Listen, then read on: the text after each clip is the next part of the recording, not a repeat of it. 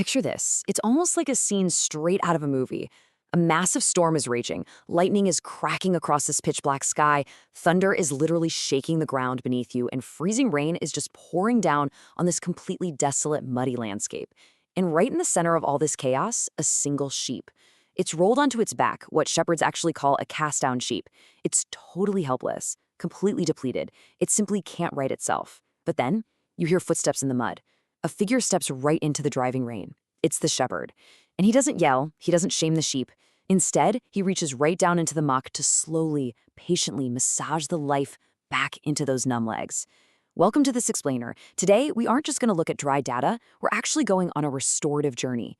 We're going to trace a path from the absolute desolate valley of spiritual and emotional exhaustion all the way to a profound, empowered awakening. Now, as we pan out from that single, stranded sheep in the storm, the landscape reveals something even more staggering, an entire valley absolutely filled with dry, scattered bones. This is the stark, incredibly theatrical picture painted in the book of Ezekiel. I mean, it is the ultimate image of depletion. So looking at this, I want to ask you to honestly confront the fog of war in your own soul today. Where do you feel scattered? Where do you feel weary? The big question here is, Son of Man, can these bones live? Well, to find that answer, we've got to start at the very beginning of restoration. Okay, let's dive right into this. Section 1, the Porch of Repentance. To get out of that valley we just talked about, we actually have to step onto what we call the porch. See, true spiritual formation and renewal, they don't begin with perfection. They don't begin with striving or, putting on a brave face. They begin with raw, unvarnished honesty about our depletion. The theologian John Wesley actually described the beginning of spiritual renewal as the Porch of Repentance. But notice how we're reframing this often completely misunderstood word. Repentance isn't about beating yourself up. It's not shame. It's clarity. It is true self-knowledge.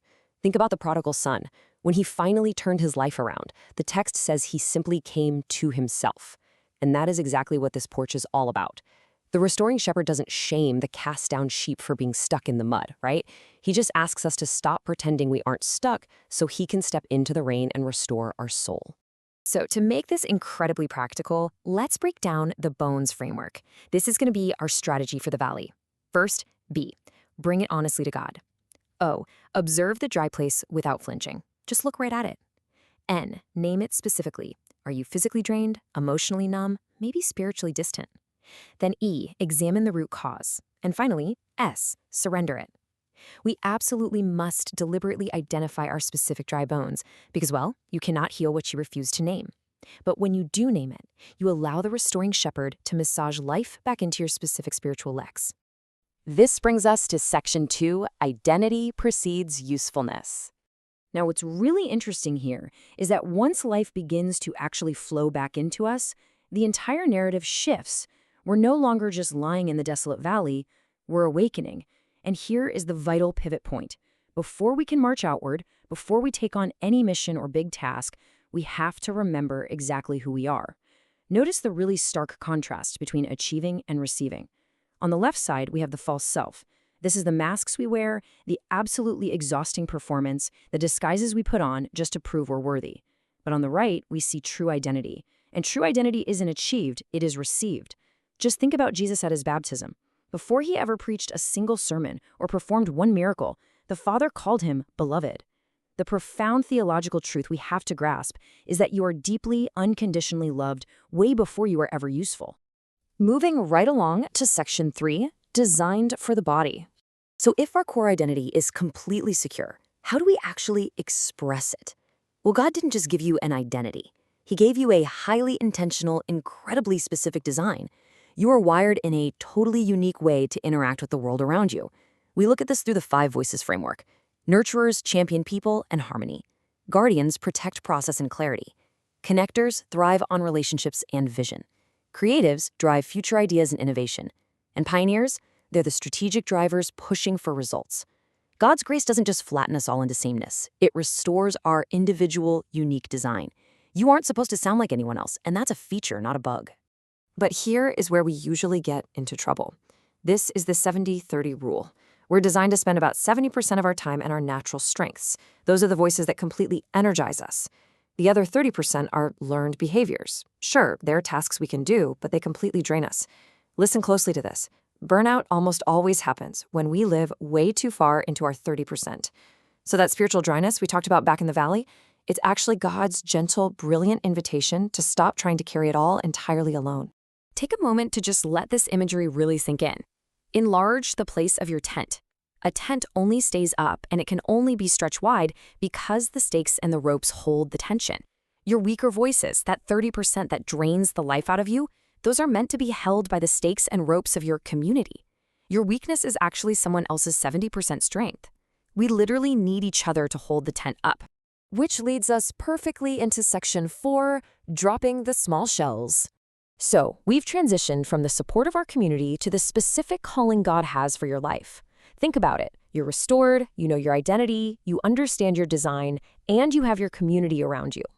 Now, what are you actually here to do? I absolutely love this visual metaphor. Imagine walking on a beach and you're trying to pick up this massive, beautiful seashell, but you just keep dropping it. Why? Because your hands are already crammed full of tiny, broken shells.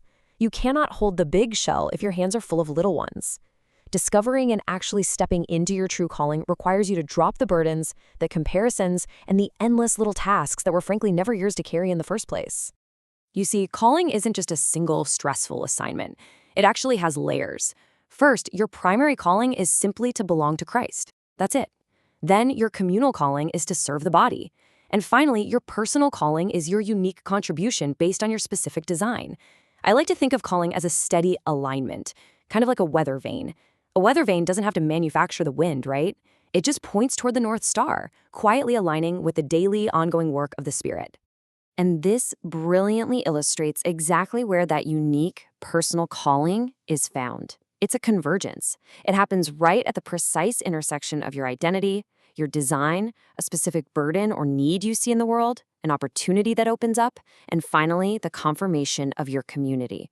When those 5 elements cross paths, that's where true vocation emerges. It is the absolute sweet spot of your life's work. And now we reach our final part, section 5. You are your Moses. We started off with scattered bones in an incredibly muddy valley, but Ezekiel 37 tells us that when the breath of God entered those restored bodies, they didn't just wake up, they stood on their feet as a vast army. If you are going to stand on your feet today, you have to take this straight to heart. Stop waiting. Seriously, stop waiting for an external rescue. Stop waiting for the perfect leader to magically show up and fix everything. Stop waiting for permission to use your gifts. And please stop waiting for absolute certainty before you take a step. Let me tell you, comparison is the absolute enemy of your calling. You are your Moses. Just let that sink in for a second. God has already breathed life into your bones. He has already declared you beloved. He has equipped you with the exact design and the exact voice needed for this season. You are the person God will use to lead, to serve, and to bless others right where you are. There's no one else coming to do your part. So we end our journey today with this final, vital question. What is the one small shell you need to drop today so you can lead the way out of the valley? Think about it. What comparison, what false mask, what exhausting piece of your 30% do you just need to let go of? The shepherd has massaged the life back into your legs. The wind of the Spirit is blowing. It's time to stand up, embrace your true identity, and march forward.